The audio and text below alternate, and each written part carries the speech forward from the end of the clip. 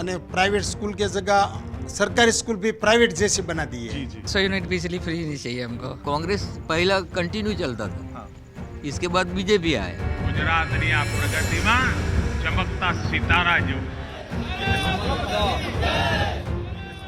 गुजरात चुनाव की रणभेरी बज चुकी है।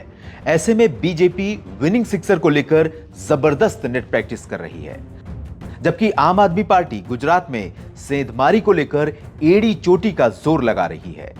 तो दूसरी तरफ सालों साल गुजरात में राज करने वाली कांग्रेस पर्दे के पीछे कहीं खोती सी दिख रही है।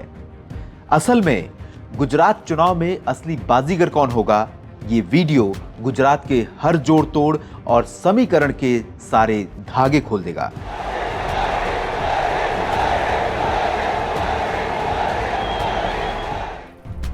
सत्ता के सिंहासन पर नरेंद्र दामोदर दास मोदी और पीएम ने कर दिया शंखनाद। ગુજરાતની જનતાની જે ભાવનાઓ છે, જે અપેક્ષાઓ છે, જે આશાઓ છે, એને ભાજપની સરકારે જનતાની આકાંક્ષાઓના હંમેશા આદેશ માન્યા છે। दूसरी तरफ मुख्य विपक्षी पार्टी कांग्रेस पूरे सीन से नदारद है। भारत जोड़ो यात्रा, गुजरात के बिसात में आम आदमी पार्टी की एंट्री। गुजरात में सरकार बनने के बाद हम 3 महीने के अंदर गुजरात के लोगों की बिजली मुफ्त कर देंगे, उनके भी 0 बिजली के बिल आने लगेंगे।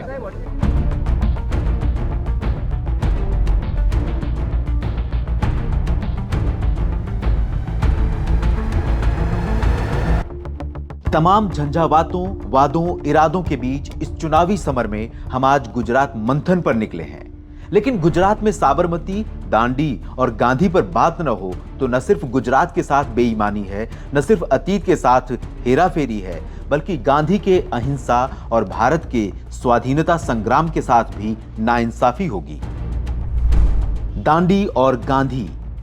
भारत के स्वतंत्रता आंदोलन में दांडी मार्च का अपने आप में बहुत अहम योगदान है और यही समझाने के लिए चूंकि हम इस वक्त चुनावी कवरेज पे निकले हुए हैं और गुजरात में आपको रिमोट एरिया में जाकर समझाने की कोशिश कर रहे हैं कि चुनाव का क्या माहौल है, लेकिन उसमें एक अहम पड़ाव आता है दांडी। बीजेपी को ग्रीन सिग्नल। बहुत अच्छी तरह से चल रहा है। खूना खराबी, हुल्लड़ आते सब गुजरात में बंद हो गया है। वो तो सही पार्टी लगती है हमको, तो बीजेपी तो सही लगती है। 27 सालों से यहाँ अहिंसा का माहौल रहा है। लेकिन केजरीवाल जी भी आ रहे हैं अभी हाल ही में, उन्होंने कहा 300 यूनिट फ्री देंगे, स्कूल बदल देंगे, हॉस्पिटल बदल देंगे, सब नया कर देंगे। वो उनकी विचारधारा है, इसमें हमें कुछ कमेंट कर सकते हैं। लेकिन आप अभी तक के शासन से आप खुश हैं? हाँ, हम गुजरात के शासन से खुश हैं। आम आदमी पार्टी की चर्चा। कि हम चुनावी यात्रा पे निकले हुए हैं और गुजरात में चुनाव का माहौल भी है। क्या लग रहा है आप लोगों को कि क्या होने वाला है आने वाले भविष्य में? वो तो अभी नहीं बता सकते हैं। लेकिन मुद्दे क्या रहे हैं आप लोगों के लिए? चुनाव के मुद्दे क्या हैं? चुनाव का मुद्दे? हाँ, कौन सी चीज का चुनाव? जो आने वाला चुनाव है, जो राज्य सरकार के लिए चुनाव लड़ने होने वाला है अभी अंदाजा 1-2 महीनों के अंदर, तो क्या आप लोगों को लगता है क्या होने वाला है? अभी भाजपा, आप कांग्रेस के तो जो सूट के भाजपा में जा रहा है, तो कांग्रेस पर कैसे विश्वास करेगा?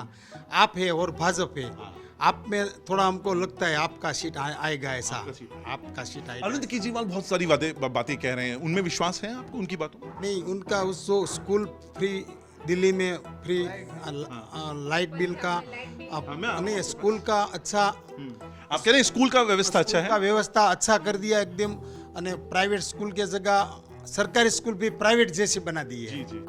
कांग्रेस को लेकर निराशा। मुद्दे क्या हैं आप लोगों के? लोकल मुद्दे होंगे आप लोगों के कि कुछ सोच के आप जब चुनाव में जा रहे हो, वोट कर रहे होंगे, तो दिमाग में ये चल रहा होगा ये वाला मुद्दा हमारे लिए प्रमुखता से है।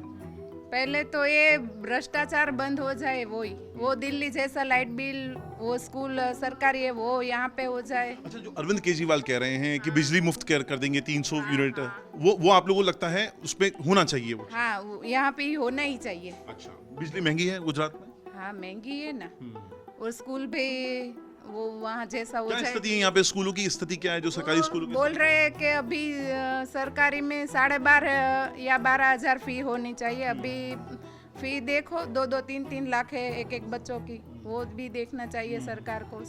सब जगह पे देखो। आप कांग्रेस को कहीं मुकाबले में नहीं रखते हो? नहीं रखते हैं। तो देखा आपने, गांधी जी ने जहां नमक टैक्स के खिलाफ दांडी यात्रा निकाली थी, वहां भी दिल्ली वाली पॉलिटिक्स लोगों के मन में घर बनाने लगी है। इससे पहले गुजरात को उन्नत प्रदेश का सिनोनिम माना जाता रहा, सुविधाओं की बात होती रही, लेकिन राज्य में जैसे ही एंट्री अरविंद केजरीवाल के दिल्ली मॉडल की होती है, उससे लगता है कि बीजेपी की अश्वमेघ यज्ञ का घोड़ा रोकने कोई आ गया है। आपके हिसाब से 5 साल में कुछ विकास हुआ इस गांव का, या जो होना चाहिए था नहीं हुआ, या हुआ, किस तरह से आप देखेंगे? विकास तो यहाँ अच्छी तरह से नहीं हुआ, लेकिन हुआ भी थोड़ा। वो सरकार बहुत अच्छी तरह से कर रही है और आगे जाके होगा इधर। अच्छा, एक बात बताइए धीरू भाई, आपने तो सुना होगा आजकल एक और पार्टी आ गई है आप लोगों के यहाँ गुजरात में, आम आदमी पार्टी। केजरीवाल को सुना होगा, 300 यूनिट बिजली फ्री देने की भी बात कर रहे हैं वो। विश्वास होता है ये ज़रूरी है या नहीं ज़रूरी है, किस तरह से देखेंगे आप? विश्वास तो है, लेकिन जरूरी है। बीजेपी ही चलना चाहिए। बीजेपी चलना चाहिए? क्यों चलना चाहिए? वो अभी काम अच्छी तरह से कर रहा है, इसलिए। लेकिन आप तो कह रहे हैं 300 यूनिट बिजली फ्री मिलनी चाहिए। वो तो मिलता है तो अच्छा है, फिर देखते हैं। गुजरात में सियासी कोलाहल में ले जाने के पहले हम एक ऐसे गांव ले चलेंगे जिसके बारे में कहा जाता है कि दुनिया भर में ये पारसियों का इकलौता गांव है। तमाम कौशल, तकनीक और संसाधनों से समृद्ध इस समुदाय ने गुजरात में कब और कैसे अपना आशियाना बना लिया, इसकी कहानी भी दिलचस्प है।